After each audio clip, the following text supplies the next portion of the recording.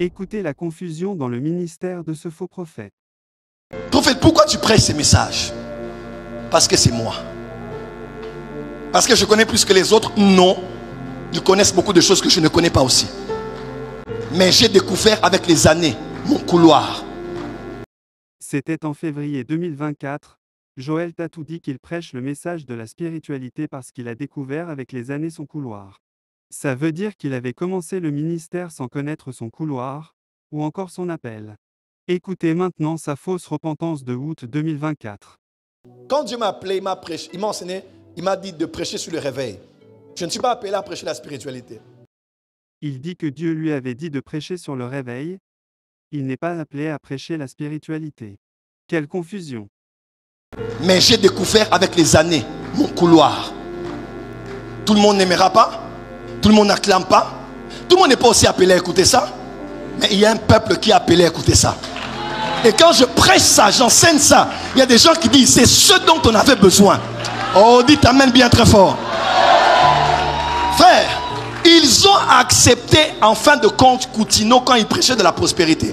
Au début, on ne l'acceptait pas. Mais après, ils ont tous accepté la prospérité de Coutinho.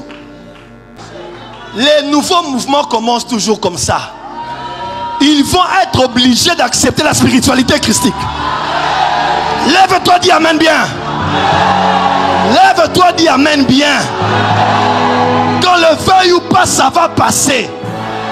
Parce que c'est la réponse à un besoin imminent et urgent. Aujourd'hui. Toujours en février, il a dit que la spiritualité était la réponse à un besoin imminent et urgent. Mais écoutez ce qu'il va dire au mois d'août 2024.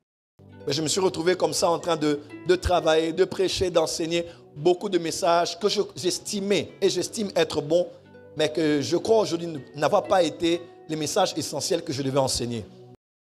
Il dit que le message de la spiritualité n'était pas essentiel. Lui-même avait dit que ce message était un besoin urgent, mais maintenant ce message n'était pas essentiel. Pourquoi?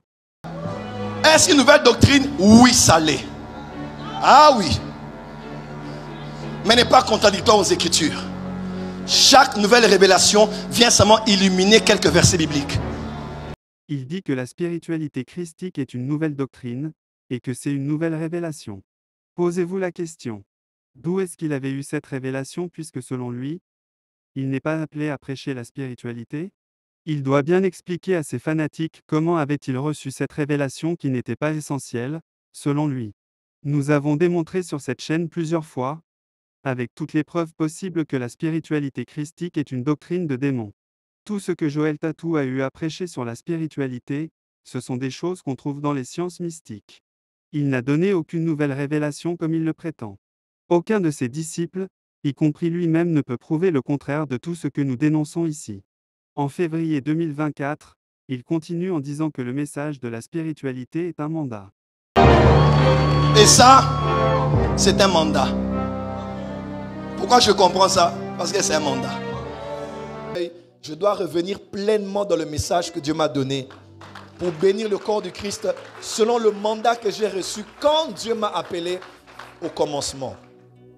Et en août, il va dire que le message sur le réveil est un mandat qu'il avait reçu de Dieu au début.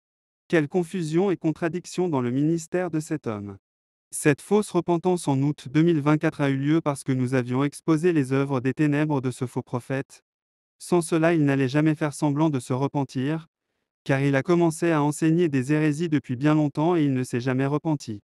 Malgré ça, les fils de la perdition sont toujours aveuglés pour finir en enfer en suivant cet imposteur.